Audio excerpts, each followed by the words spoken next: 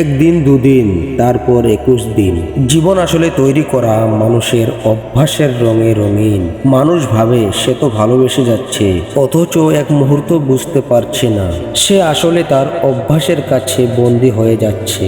ভালোবাসার নামে গড়ে উঠে এই অভ্যাসে তাকে যে একটু একটু করে মায়ার জালে টেনে আনে, তারপর অবশেষে নিজের অনুভূতির কাছে সে যে একদিন কৃতদাস হয়ে পড়ে। তাই এখানে একটা প্রশ্ন খুবই গুরুত্বপূর্ণ।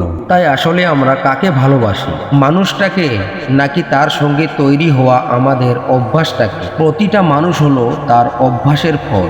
বিজ্ঞান বলে কোনো কাজকে যদি টানা 21 দিন করা হয় তাহলে সেটা আমাদের স্মৃতির মধ্যে এক স্থায়ী ছাপ তৈরি করে। 21 দিন মানে শুধু সংখ্যার খেলা নয়, বরং এটা সময়ের এমনই একটা পরিসর যেখানে মানুষ তার পুরানো অভ্যাসকে ত্যাগ করে নতুন অভ্যাসের সাঁচে নিজেকে গড়ে তোলে।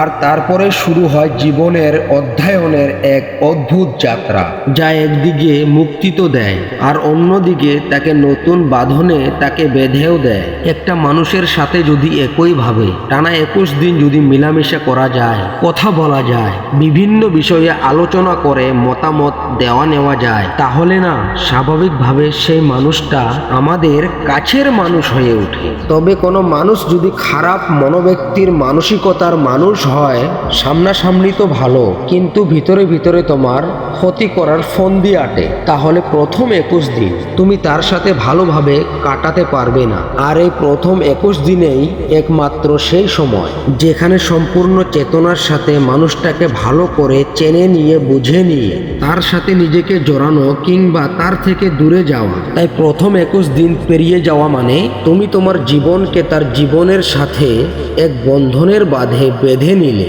মানুষ অনেক সময়ে এই প্রথম 21 দিন অগ্রাহ্য করে কেটে দেয়। যেমন মনের মধ্যে অনেকবার মানুষটাকে নিয়ে খটকা লাগে, অনেক রকমের তর্ক উঠে আসে, কিন্তু তবুও সে আবেগের বশে তখন নিজেকে বোঝায় যে মানুষটা যাই হোক অথবা যেমনই হোক আমি ঠিক মানিয়ে নিতে পারবো।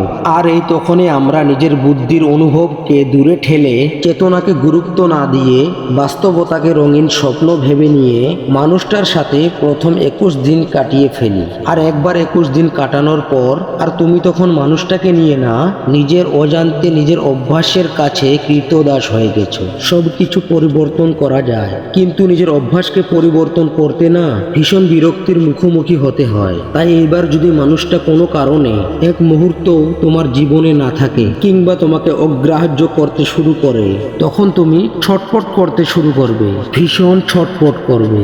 শুরুতে সবাই আমরা মানুষটাকে ভালোবাসি, সম্পূর্ণ স্বচ্ছ অনুভূতি নিয়ে ভালোবাসি। তাই শুরুর ভালোবাসা মুহূর্তগুলো খুবই আরামদায়ক হয়।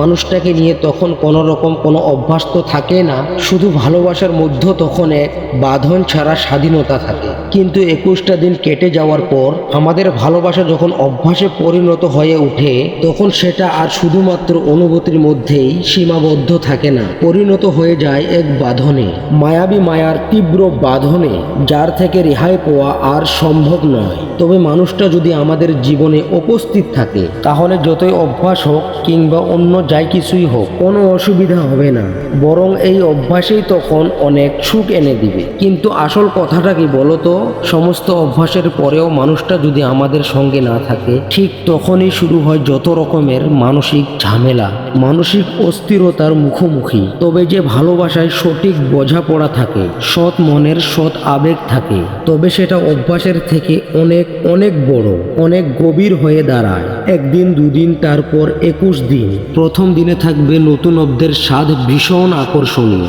দ্বিতীয় দিনে আসবে এক আলোর সুতার অন্য মানুষকে, তৃতীয় দিন মনে হবে দূর ভাল লাগে না, সব ছেড়ে দিই। কিন্তু তবুও যদি তুমি এগিয়ে যাও তাহলে ধীরে ধীরে সেটা তোমার দৈনন্দিন জীবনের অংশ হয়ে যাবে। অবশেষে একটা কথা মনে রেখো, মানুষের অভ্যাস হলো আগুনের মতো, সে চাইলে এটি আলোকিত হতে পারে, আবার সে চাইলে নিজেকে পুড়িয়ে ফেলতে পারে। একদিন দুদিন তারপর 21 দিন, এই ছোট্ট সময়টি নির্ধারিত করে দেয় তুমি তোমার আগামী জীবনটা কিভাবে এবং কার সাথে কাটাবে।